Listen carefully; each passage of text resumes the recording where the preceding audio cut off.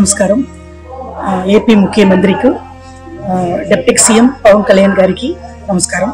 నేనే పాకిజామ్మ, పాత comedy actor మాట్లాడుతున్నాను. CM, AP CM, deputy CM మీకు నమస్కారం. నేను చాలా కష్టంలో ఉన్నాను. 3 సంవత్సరాలుగా చాలా కష్టం. షూటింగ్ లేదు, టీవీ సీరియల్ లేదు. తమిళనాడులో ఇది మా సొంత ఊరు కారైకుడి, పల్లెటూరుకు వచ్చేసాను. చాలా కష్టంలో ఉన్నాను.